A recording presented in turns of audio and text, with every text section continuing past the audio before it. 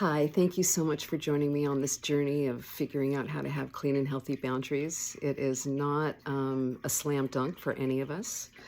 And if you've had boundary violations in the past, and spoiler alert, that's all of us, sometimes we get really confused about where our boundaries are, where another person's boundaries are.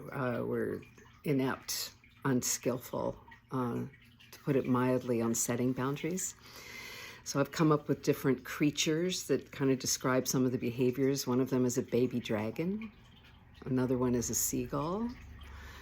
A third one, which is not a creature, but a role of executioner. I'm sorry that I had to say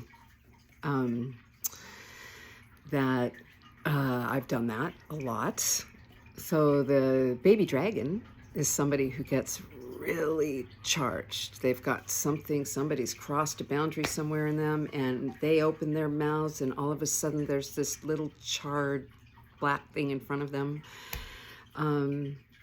because of the force of the communication that came out. Anybody? A couple of times that's happened to me. I opened up I was like, I didn't mean to be like that.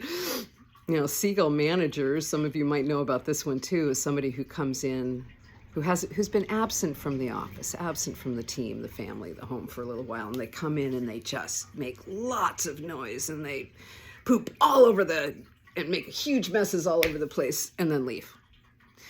And then the third one about being the executioner is that for me, because of some of my early hurts, I'd not set a boundary, not set a boundary, not set a boundary, and then I'm just going to have to kill you. And so somebody who had no idea that they were stepping over my boundaries all of a sudden find themselves headless. So all of us have different variations of how we handle it. The fourth one that I was thinking about this morning is, are you an opossum? If something just looks like it's going to be a violation, or you're scared, or you don't know what to do, that you just play dead. You don't do anything. You don't say anything. You don't do anything. You don't approach the other. You don't allow. Let's just play dead.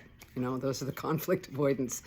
These are just some of the flavors that come up when there are boundary dysfunctions. There's a whole bunch of others. Not being able to manage your time, having family gatherings that are just like, I'd rather pull my own teeth out than go hang out with these people again. I hate football, whatever it is. There's tons and tons of different ways of taking a look at if you have a clean and healthy boundary. How might that go differently? How might it go better? One of the things that I love the most about boundaries that are healthy is that it creates more freedom.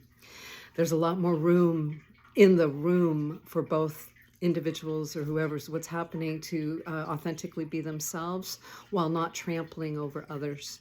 Authentically being themselves, finding their voice without having to withhold because they're not clear. So freedom comes up.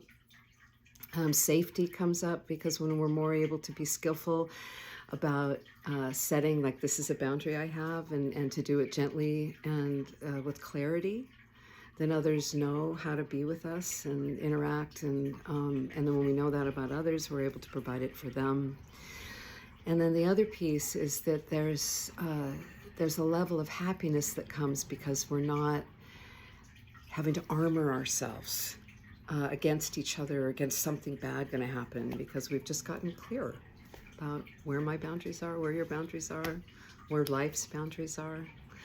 So that's my just talk for this morning I wanted to share with you. Thank you for tuning in, and more to come.